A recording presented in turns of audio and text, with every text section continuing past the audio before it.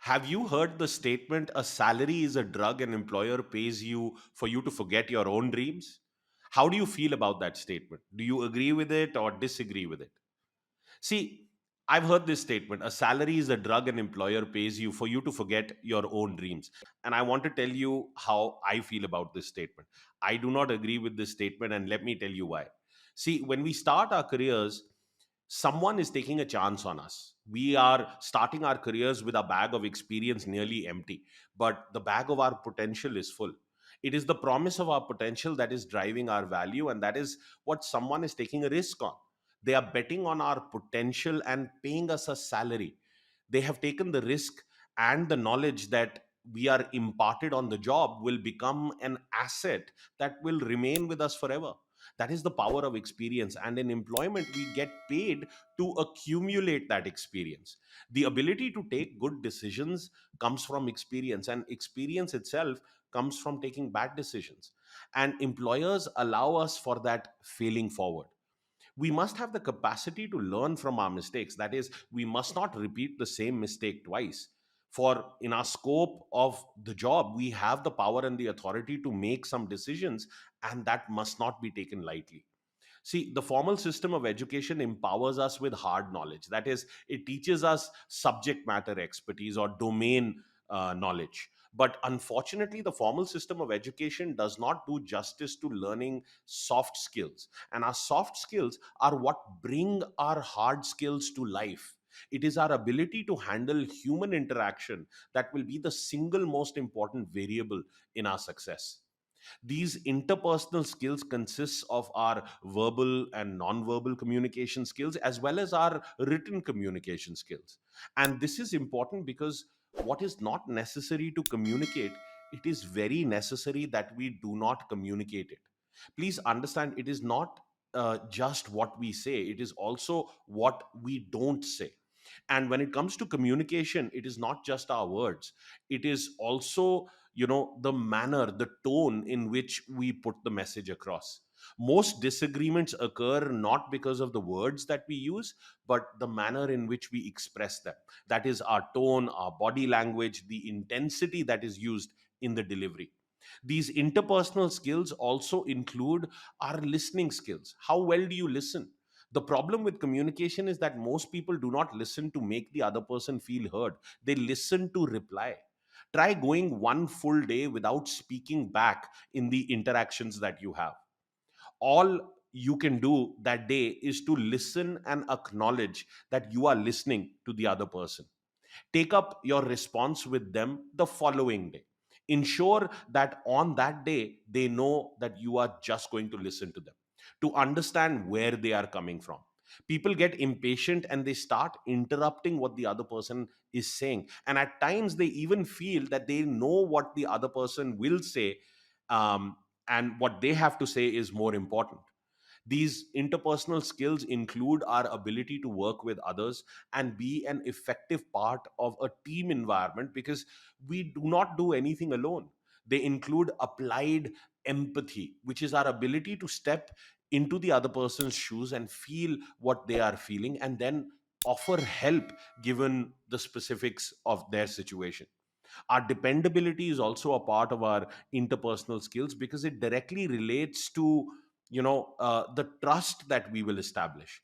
And another critical part of our interpersonal skills are our negotiation skills. See, in life we do not get what we deserve, we get what we can negotiate. And negotiation is not a win or lose dynamic. It is our ability to comprehend and influence a situation through sincere understanding.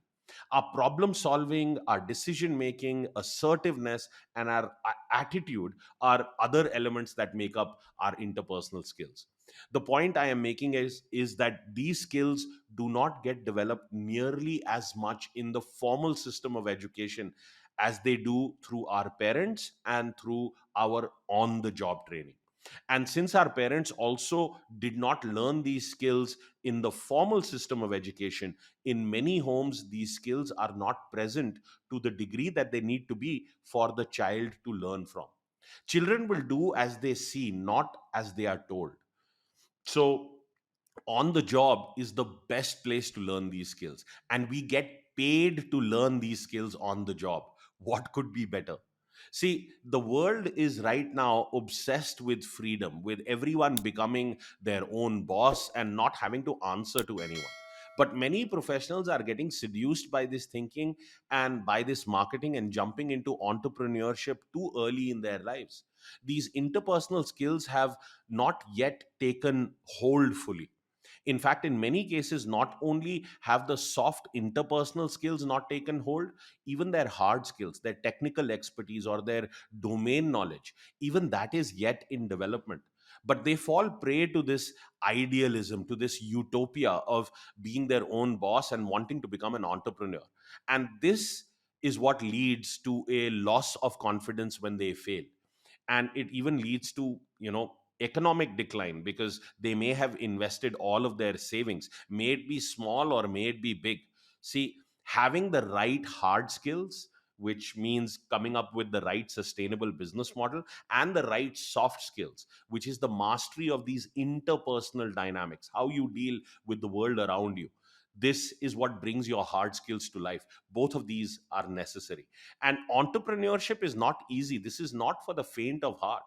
As it is correctly stated, an entrepreneur has the ability to jump from a cliff and build his or her wings on the way down before they hit the ground. They are willing to live a few years of their life in a way that is not acceptable to most people, so that they can live the rest of their life on their own terms. And never turn to entrepreneurship if you are running away from a difficult job or a difficult job environment. A job where you get paid a salary is much less complex a situation than that of an entrepreneur who takes the risk on being able to generate that salary and pay it in a timely manner to the people who work for the company. Have you been able to solve that job problem? Because if you have not been able to solve this lesser complex problem, and you run yourself into a problem where you will face even more complexity, that would be utter foolishness. I remember I was speaking at this conference of college students at my alma mater in the US, and one of the students in the audience got up and asked me a question, that I'm an entrepreneur and I'm also engaged, and my fiance is always fighting with me that I do not have time for her. So I asked him, what business do you do? And he told me that he had built a code for cyber security systems that is used in the financial services industry, and that his company is valued close to $10 million. And he has done this as a final year graduate student, while he has a full load of classes and is also engaged to his fiance. In the day, he was attending classes, and in the evenings, which almost always stretched late into the night, he was attending to his customers who have purchased his code. And his question for me was, what should I do? How should I manage my relationship and my business? How can I make my fiance understand that what I have built is not against us, but rather for us? Now, at this point, I can tell you everyone in the room was looking at me. They were looking at me as if to say, you're the big guy, help him fix this. It was like, you're the smart one, give him the magical answer. What should he do? So I looked back at him, and first I congratulated him on his success and appreciated the fact that what he has been able to build is truly unique, not only in terms of the value that he creates, but even more so the age and the stage of his life where he's been able to build it. And then I said, at the risk of sounding absolutely cold and heartless, I'm going to ask you a question. And it is a question you're not going to like. In fact, no one here is going to think kindly about this question. The question I want to ask you is, what is easier to replace, your business or your fiance? And of course, there was a little collective gasp from the audience, followed by laughter.